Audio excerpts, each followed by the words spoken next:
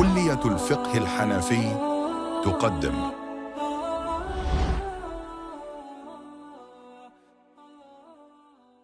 بسم الله الرحمن الرحيم. الحمد لله وحده، والصلاة والسلام على من لا نبي بعده. أما بعد، سبحانك لا علم لنا إلا ما علمتنا إنك أنت العليم الحكيم. رب اشرح لي صدري ويسر لي أمري واحلل عقدة من لساني يفقه قولي.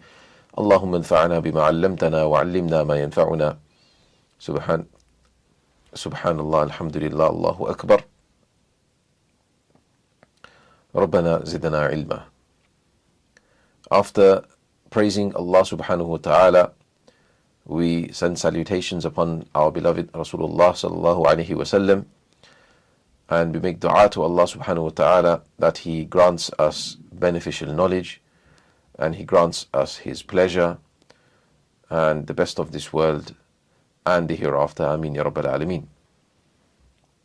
So today we will be going through the exemptions from fasting. So we'll be going through the 4 categories of people who are exempt from fasting. Though they are exempt, they will have to make up for the fast once they are able to. So exempt from fasting, that's what it means. Then we will be going through some other rulings as well, regarding what if this person that has to make it up later on didn't get an opportunity to make it up. So what happens then? And if there's a person who's very old, reached a point where they can no longer fast, what do they do? And are you allowed to break a voluntary fast with or without a reason? And what happens if you break the voluntary fast? So we'll be talking about some of these rulings and finishing them off. Then we'll move on to the next topic, which is the spiritual retreat in the mosque, the i'tikaf. We'll go through the rulings for it, meaning the 3 different types in terms of ruling. Then we'll also discuss some important rulings, whereby if does a person have to fast whilst doing the retreat or not, and is a person allowed to leave the place, area of retreat, the masjid, and for what reasons can a person leave? And I think we'll get through that much today.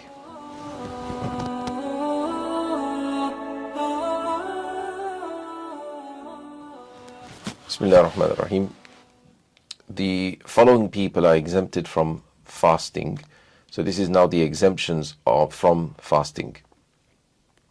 Number 1 is a sick person who fears that the illness will worsen. So a person fears, with genuine fear this is, that if they fast, their illness, their sickness will become worse. That's the first thing that a person is allowed to in sickness, if they feel as though the sickness will become worse, or if they feel the sickness, if they believe, should we say, if the sickness will become prolonged, the illness will prolong because of the fasting. Likewise, so these 2 are if they're already ill, if they're already sick, not well. The third one is where a person is healthy, they're not unwell, but they believe, they have a genuine fear that if they fast, they will become ill. So these 3 are, in essence, details or allowances of when a person, due to illness, can, in essence, not fast, the adha fast, delay the fast, in essence, till a time when they become better. Now, the next person, a pregnant woman or nursing woman with the condition for each, meaning for the pregnant woman and for the nursing woman, that she have a legitimate fear for the baby or for herself. So there's a genuine fear for the life, or for the, like we explained a bit above, the health, the well-being of the baby, or for her own self as well. So then they are allowed to again delay the fast for later, not fast in the Adha fast of Ramadan. Now, when we're saying here genuine fear, because the previous one also, the sickness, mentioned genuine fear, this also mentions regarding this legitimate, genuine fear. So what we mean by this is either because a person has past experience, previously they've experienced that once they fast in this particular state, like we said, the illness becomes worse, or it prolongs, or things like this. So because of experience, that's number one. Or there are clear, obvious signs. There's a clear sign here. There's a clear, let's say a obvious sign that a person can see that if I fast, then it will worsen my illness. So it's quite clear, it's obvious, right, that this person will become worse. Let's say they need to take some medication, or they need to eat something in order to cure their illness, and it's something that's needed to be taken immediately. For example. So yeah, so these two, and the third one is, which is the more practical one, that if a qualified Muslim physician, Muslim doctor, who doesn't do sin publicly, meaning a person who is not a fasiq, not somebody who goes and sins in public. So meaning a person who we see that they are upright. This person seems to be upright. They are practicing they are practicing on religion, on deen, and they're qualified as well, and they're giving their opinion. The idea here, because obviously a person who is practicing, a Muslim who's practicing, will understand the gravity of missing a fast, will understand how important it is to fast the Adha fast of Ramadan. So when they give their opinion, they will balance out the health of the person on one side, and as well as the Shari'i obligation. So this is why their opinion will be taken more than anybody else's opinion. So this is what we mean by genuine fear. A person can't simply have some sort of, just a thought or some conjuncture that they're having, some sort of idea they have that maybe I'll get ill, maybe, they're thinking this, or maybe they've even thought of it themselves and they're like, no, I'm sure I will get ill, but they have nothing to back themselves up with. There's no experience, there's no sign there, there's nobody that's told them this, nobody has diagnosed them, they just diagnose themselves, self-diagnose themselves, self-diagnosed. So then this is not going to be taken into consideration if it's not backed with one of these three things I said. Moving on in the book, it says the next person who is exempt from fasting is one who is undergoing severe thirst from which he fears death. So from which a person fears death. If they don't have this water, this drink, then they will die of thirst. Then they can break their fast at this particular time, and in essence, they are exempt from fasting here. So but obviously this person will have to fast later on when they become better. And lastly, it mentions, or a traveler. Yet for him to fast is more preferred if it does not harm him. So for a traveler, because traveling is a valid excuse not to fast the Adha fast, and to defer the fast for later on when the person becomes able to fast. So it's always better for the traveler to still fast if they can. Now, practically speaking, if you're traveling towards the east of you, then the day becomes smaller, so it'll probably be easier to fast anyway. And when we're saying a traveler, what we mean is that the person has to already be in the state of being a Shari'i traveler, a legal traveler, from the point of Subh Sadiq, as I was trying to mention last time, from the point of where the fast starts, where the Fajr time starts, at that point, that is the point of consideration. So we consider that, is this person a traveler right now or not? If they are a traveler, then this exemption applies. So they have to have already traveled, for example, they're already somewhere which is 48 miles away, or they intend to travel 48 miles away or more than that, and they have already left their city boundary. They've left their area. They've gone out of that. So once they've left that, then because they are intending to travel 48 miles or more, once they leave the city boundary, they already considered a traveler, though they've only traveled maybe a mile or two away. That's fine, because they are now en route, they are on journey. So they already take the ruling of a traveler. So this has to happen. So they have to already be a traveler at the time of Subh Sadiq for this dispensation to apply. If a person is going to travel during the day, but at Subh Sadiq they are a resident, they are home, but they have a flight, for instance, at 10 a.m., then they must start the day fasting. If they are a resident at the time of Subh Sadiq, they have to start the day fasting. They have no choice here. This dispensation will not apply to them. So that's something very important to remember. If they have, like I said, if they have a flight, then they should have left their city boundary already at Subh Sadiq for them not to fast that day. Now, once the traveler starts the fasting day, then they start to travel during the day. They're not allowed to break that fast just because they're traveling. So traveling is not a valid excuse to break the fast. Traveling's only a valid excuse to not keep the fast, not start the day fasting. So that's something important to remember.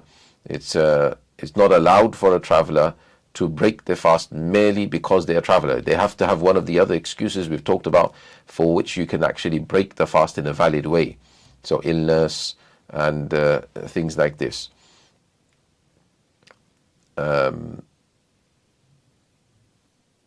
Moving on, if one who breaks the fast due to a valid excuse, as listed above, passes away before having the chance to make up the days missed, then it is not mandatory to make up those days. So if a person, we exempted these people from fasting, for example, let's say there was a person who's ill, a person who's sick, so unwell that he couldn't fast.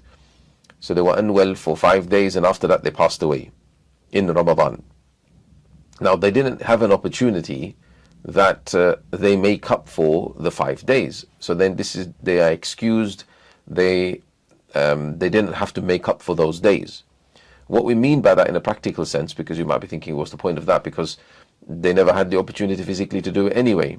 So how can it not be, what do we mean by not being mandatory to make up for those days? What it means is, if it was the other way around, whereby, let's say they were ill for 5 days, then they actually became well after the month of Ramadan, and they had 5 days in the month of Shawwal, or 6 days after they read, they had enough time, they lived for another month after Ramadan. There's enough time for them to make up for the 5 days, but they didn't do it. They were thinking, I'll do it later. But then what happens? They passed away. So after a month, they passed away. Now they had ample time. In fact, even if they had only 5 days, they had enough time to make up for the days that they left out in the month of Ramadan. So now, at the time of death, they must have, meaning any time before death, they must have bequeathed somebody, they must have bequeathed somebody to pay the fidya, the payment which is due on them, which is going to come up later anyway, but it's the same payment as before, the sadaqatul fitr amount per day, 2.2 kg of wheat, for instance, or its equivalent value in its monetary value. This must be paid per day. Either they give it themselves, or either if they're on their deathbed now, they must have told somebody that pay on my behalf, please. I've got 5 days of Ramadan left. If they don't do it, they've missed out a wajib on them. This was wajib on them, mandatory wajib on them to do this. So this is what it means when it says then it is not mandatory on to make up those days, meaning it wasn't mandatory for them to make this wasiyah to bequeath somebody to do this. I mean, I gave the example if they passed away in Ramadan. The same thing would apply if they were ill and they continued to be ill even after Ramadan. So they were ill throughout Ramadan, they were ill throughout the months after Ramadan, and they passed away. So because they were always ill, and they never had a chance to come out of that illness and make up for those days, then these fasts were excused from them.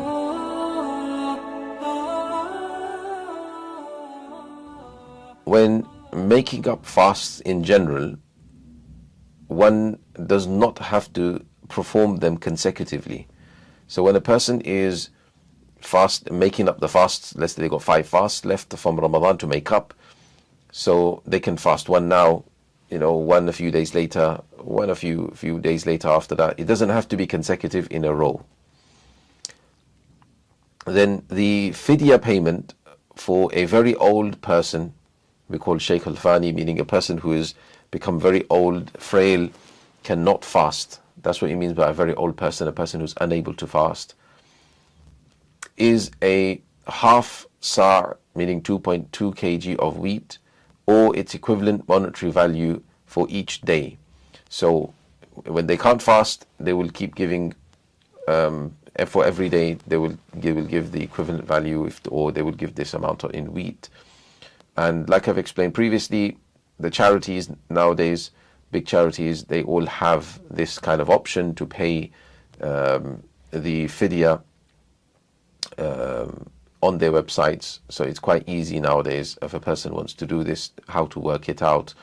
But yeah, this is the equivalent, 2.2 kilos of wheat, or its equivalent value. There are obviously other amounts, which is in essence the sadaqatul fitr amount. Whatever the sadaqatul fitr amount is in your area, in your masjid, that you generally go by. It's the easiest thing to do, because per day you give the sadaqatul fitr amount.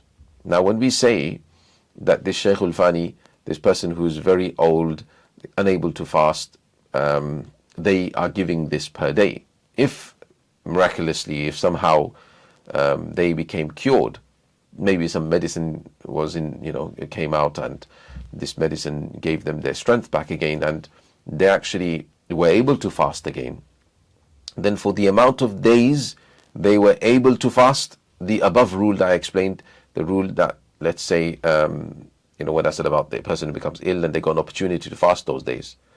So the same thing will apply here, that for the amount of days they became well, those days fidya that they've already paid will become void and annulled. They would have to fast those days. If they didn't fast, they would have to repay those before death. If they didn't fast, then they'll have to repay those fidyas, because the amount of days they were well for, those amount of days of fidya will become no longer fidya. That will just be normal charity, and they will have to repay those. So that's why sometimes if a person, especially if a person was unwell, it will always be good to pay it the end of life. If you paid it already, if you're unwell and you already paid it, just in case, you already paid it, then you had an opportunity afterwards, you became well, then that fidya that you paid already, that will become annulled, meaning it will become a normal charity, and you would have to do the original, the asal, the primary which is due on you, which is actually to fast. Now if you didn't fast, you would have to give fidya again, because that first fidya became annulled and void. So that's important to remember. If a person thinks that the easy solution, rather than making a wasiyah, rather than telling somebody and bequeath somebody to do this on their behalf, was to just pay it yourself, this is the problem with paying it yourself. Just checking to see if we missed anything else.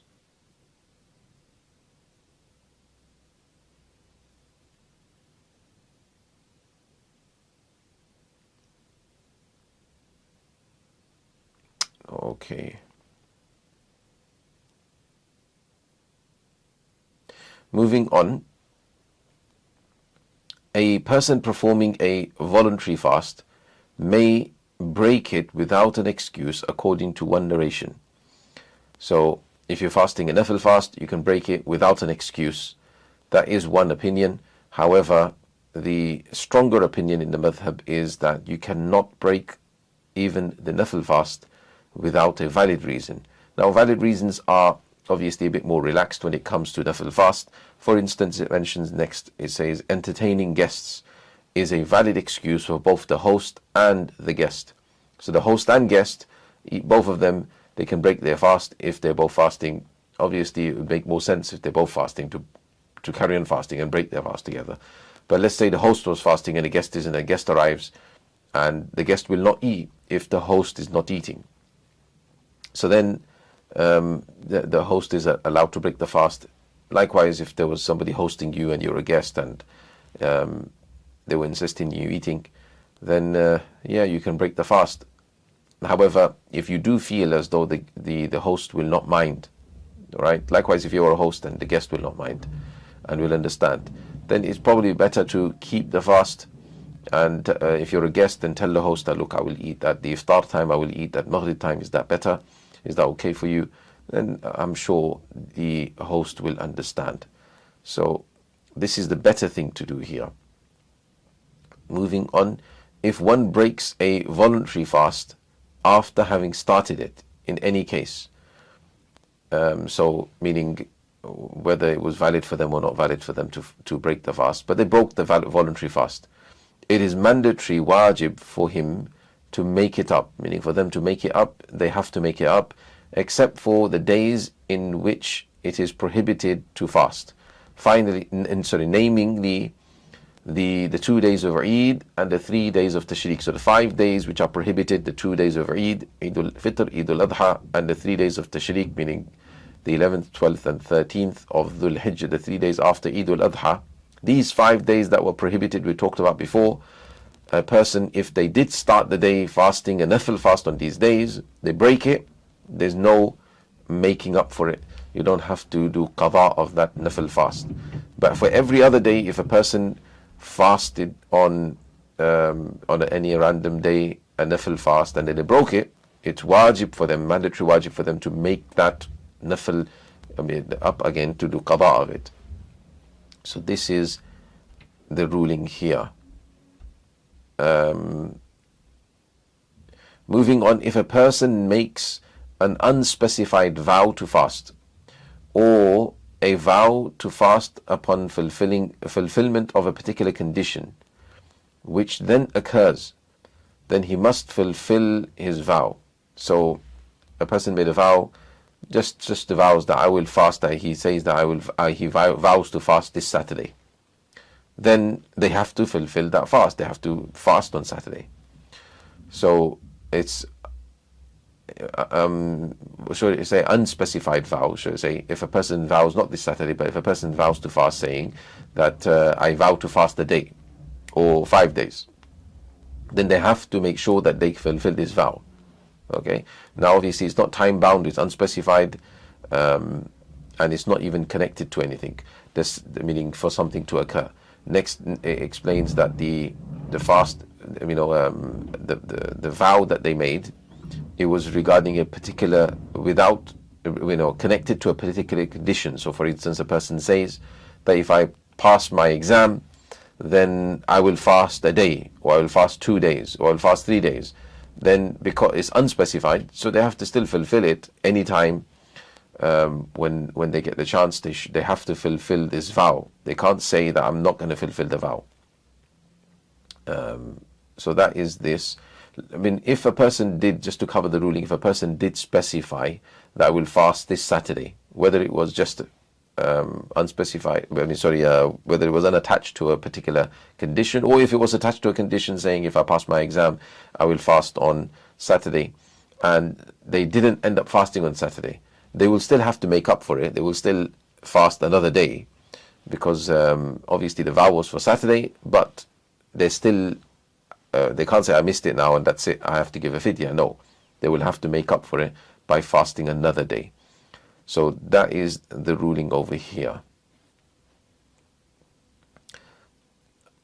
Next we move on to the topic of spiritual retreat in the mosque, the i'tikaf as we call it. So the spiritual retreat is of three types. So there are three types in terms of categorization of ruling of i'tikaf. So the first one is mandatory wajib. So this is one where a person, when one makes a vow to perform it. So if a person vows that I will do i'tikaf, however many days it is, a person takes a vow, then it becomes wajib on them to do this i'tikaf. Number two is emphasized communal kifaya sunnah. So it's a emphasized sunnah, which is sunnah al-kifaya, so a communal sunnah, which means that if someone from amongst the community fulfills this i'tikaf, does this i'tikaf, it will take away the emphasized sunnah from the fulfillment from everybody else in that community.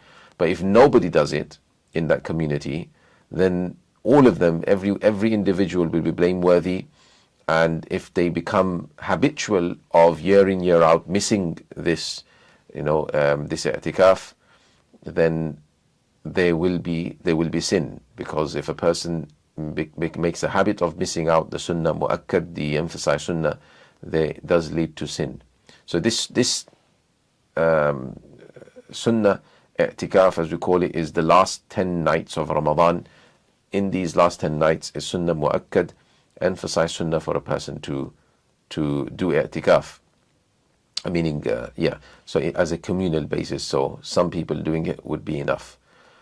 And number three is the recommended, the mustahab, meaning any other retreat. So if a person does a retreat any other time, when you can call this a nafil i'tikaf too, this would be considered to be just this last category. Now moving on,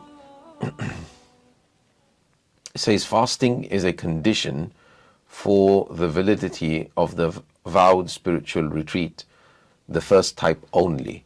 So out of the three types that we talked about, the mandatory wajib, the sunnah al-kifaya, sunnah muakkad al-kifaya, and the last one is the nafil or the mustahab type of i'tikaf, the retreat.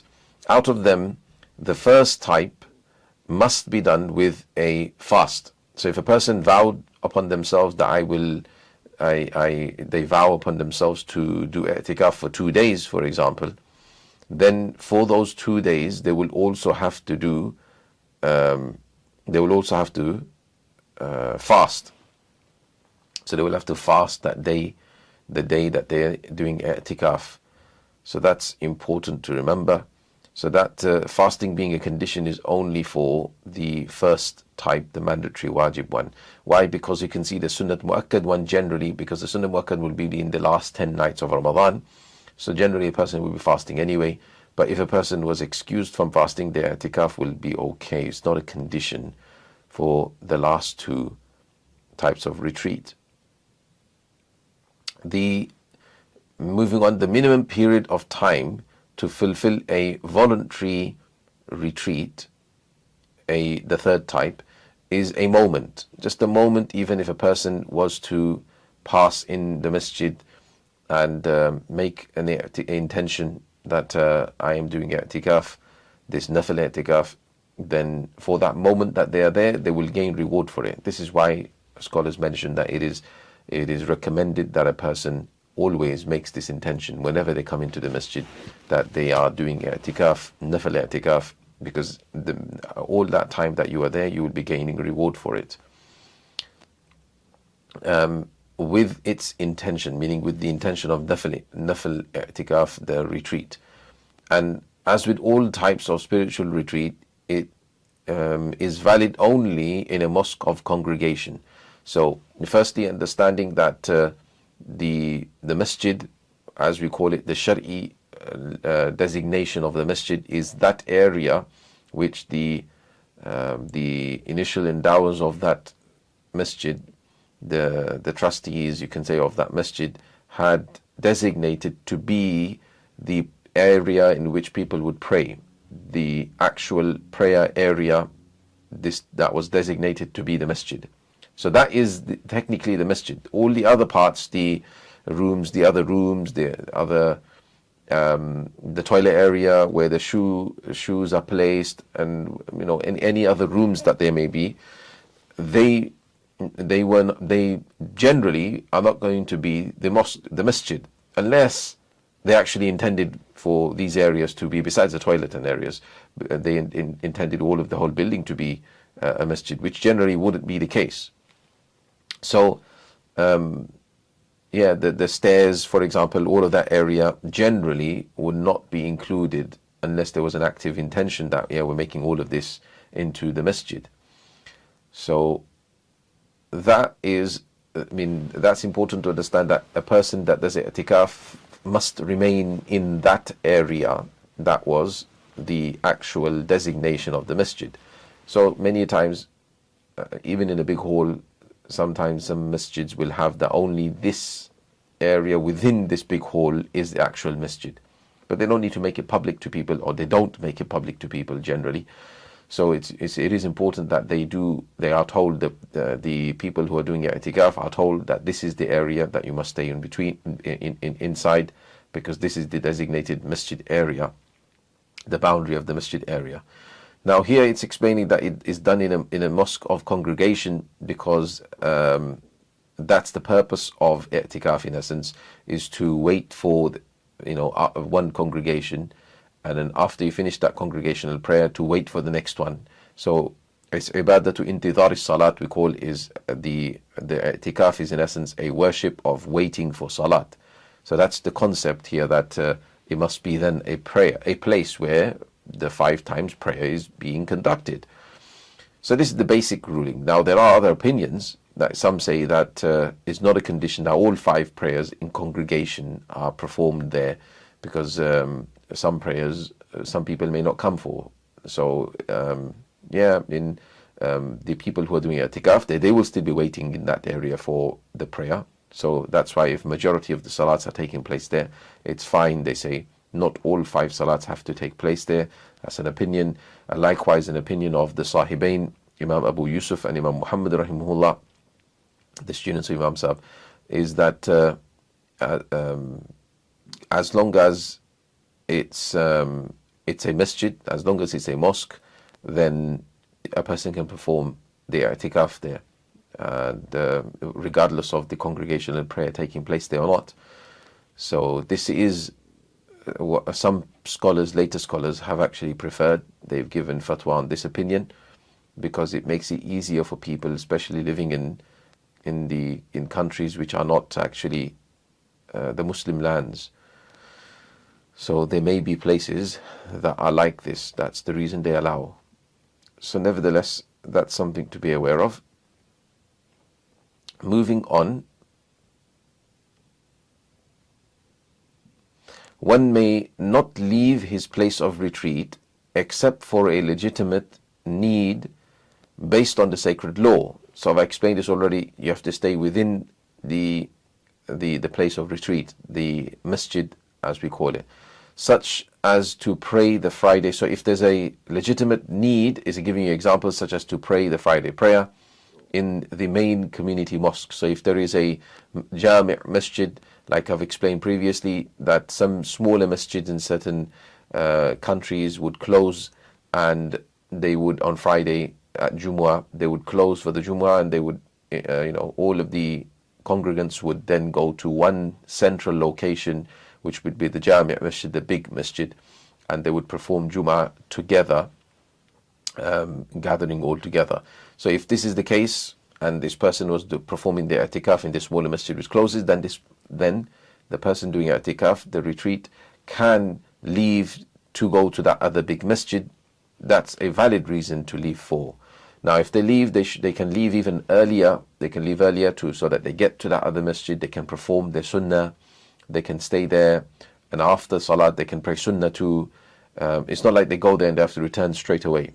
They go there. Yeah, they should return after they fulfilled the Friday prayer. So after the Friday prayer, they shouldn't hang around too much later. They should just come straight back, because it would be disliked for them, mildly disliked, but it would be disliked for them to remain there. But because they're in a masjid still, their i'tikaf will not be void.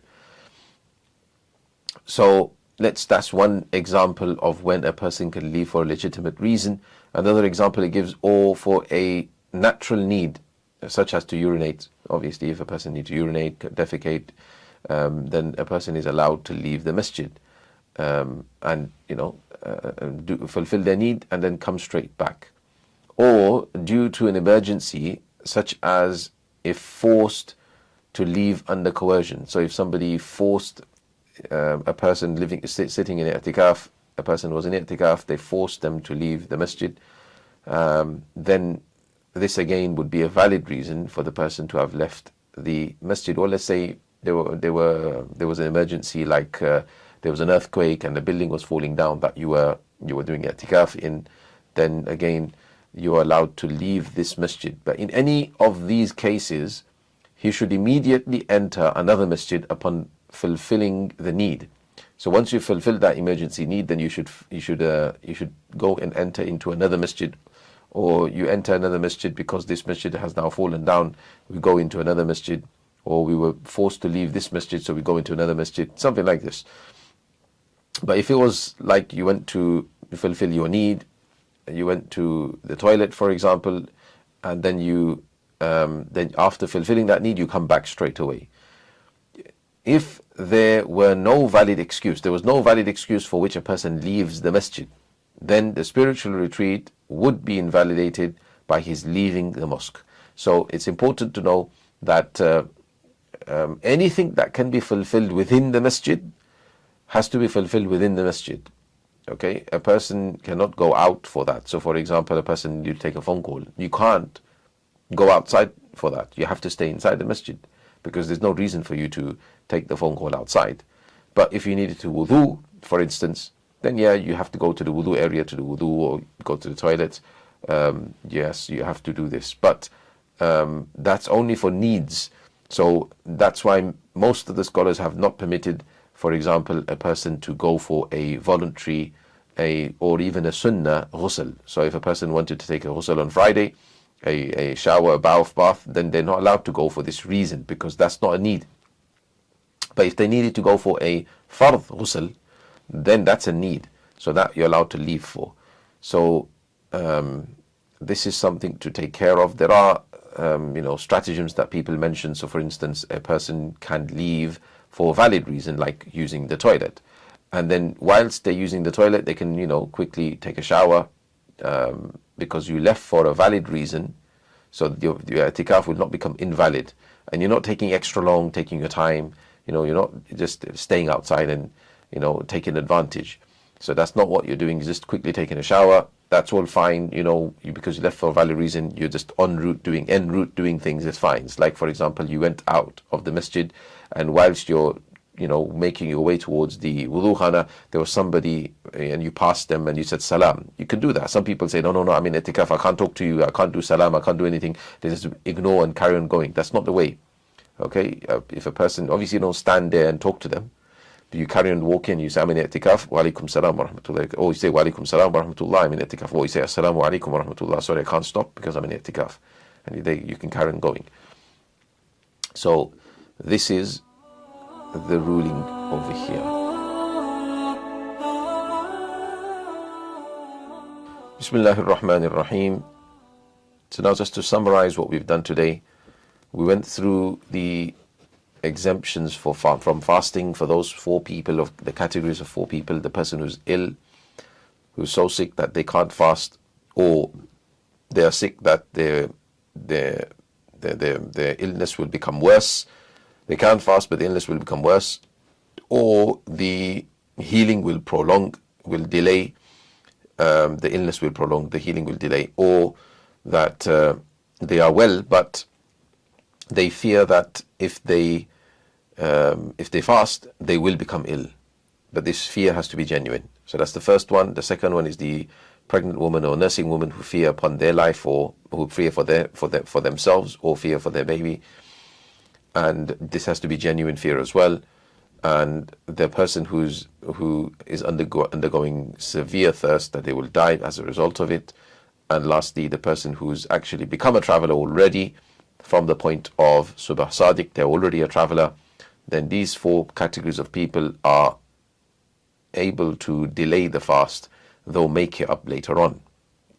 That's if they had the opportunity to make it up. If they never got the opportunity to make it up because they never had that time in life, the days for them were not given to them by Allah Ta'ala, then it's fine that they don't have to make up for it, meaning that they would not have to pay any fidya for this. And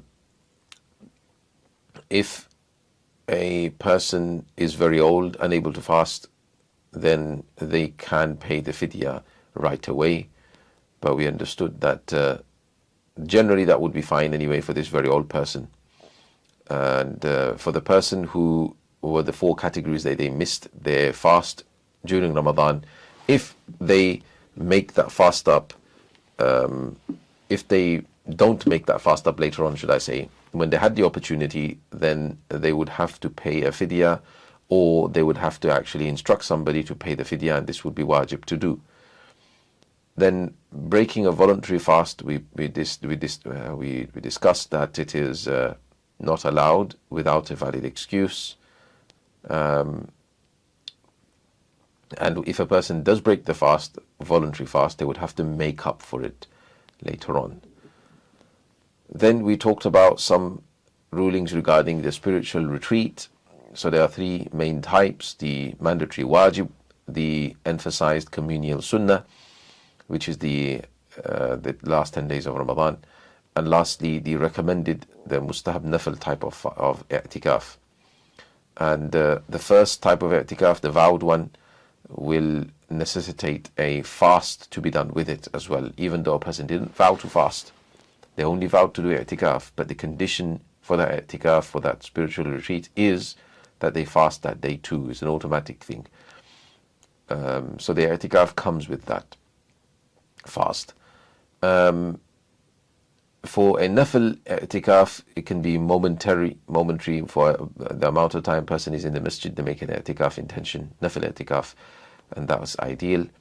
And a person cannot leave the masjid without a valid reason who's in i'tikaf. So the valid reasons are like to go for the main Jummah prayer somewhere else where there's no Jummah taking place where they are, or to leave for the call of nature, for a need, or if there was an emergency need for them to go out. Okay, so these things will make it permissible for them to leave, but as soon as their need is fulfilled, they have to come back.